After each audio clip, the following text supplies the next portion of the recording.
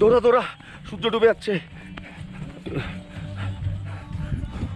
Heavy কষ্ট হচ্ছে। তা এই ভিউর জন্য এই কষ্টটা করছি। বাঁধিলাম, হ্যাঁ চলো বেরিয়ে গেছে।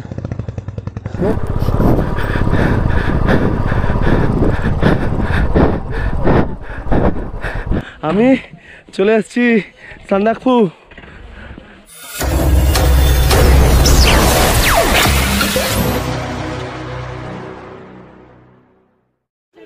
আমি এখন দাঁড়িয়ে আছি সান্দাকফু সানরাইজ হোটেলের সামনে। আর ওই দেখুন সামনে ভিউ কাঞ্চনজঙ্ঘার।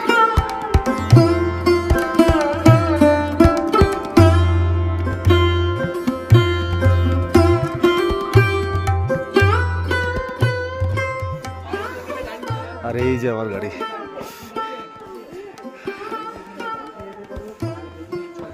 আর লাস্ট টাইম এসেছিলাম, কোথায় গেল আমার ক্র্যাঙ্কশ্যাফট?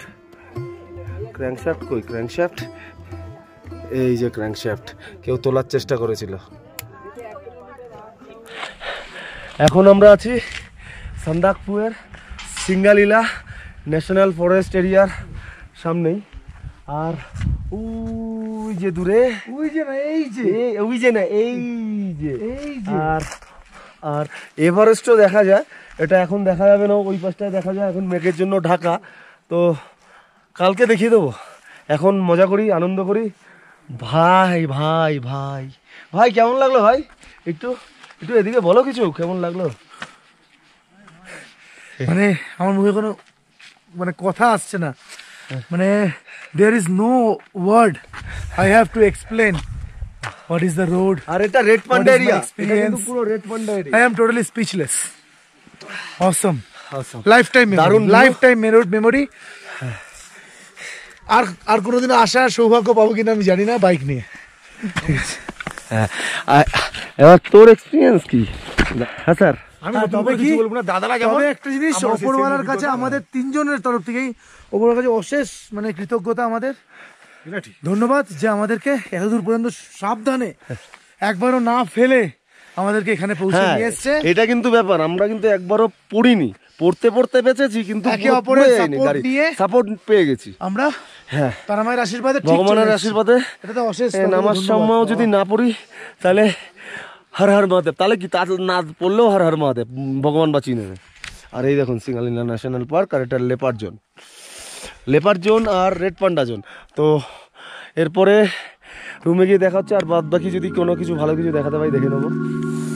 আমরা টুকটাক ফটো সেশন, স্টিকার লাগিয়ে চলে আসলাম ডাইনিং সেশনে। আর এখানে বুফে সিস্টেম, সেলফ সার্ভিস।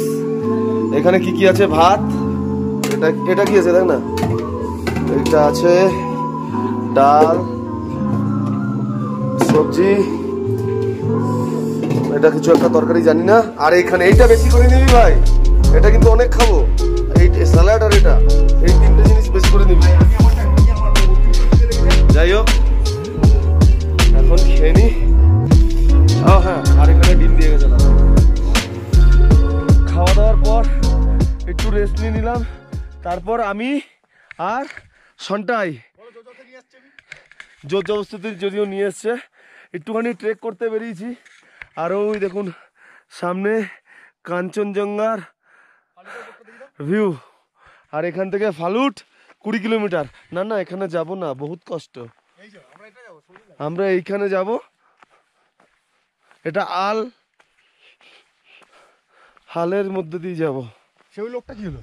ওই লোক আর যাবে না। এ ভাই, এটা ভিউ পয়েন্ট নয় ভাই, একটা আছে এখানে, লোক কি করতে যাচ্ছে? কেউ গেছে দেখেছিস? ট্রেক করতে করতে হাঁটতে হাঁটতে এখন আমি এমন একটা জায়গায় চলে এসেছি, এখানে ফুলের কালার দেখো।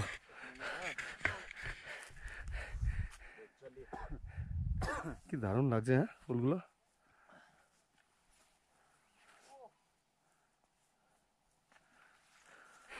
পাগল হয়ে যাব, আমরা পাগল হয়ে যাব এই দৃশ্য দেখে।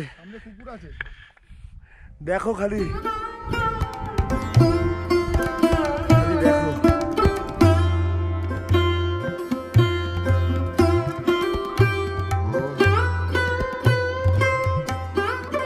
আমরা এখন দুই ভাই টুকুটুকু পায়ে ওইখানে যাবো। এই জায়গাটার নাম আল, একটা ভালো ভিউ পয়েন্ট আছে, সেটা দেখতে অসম্ভব তাড়াতাড়ি ভাই। এটুকু দৌড়া দৌড়া, সূর্য ডুবে যাচ্ছে, হেভি কষ্ট হচ্ছে। এই ভিউর জন্য এই কষ্টটা করছি।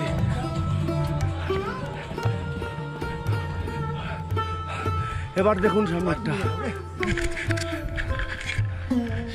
দেখুন, তাড়াতাড়ি মোবাইল বার কর, খালি দেখুন জায়গাটা।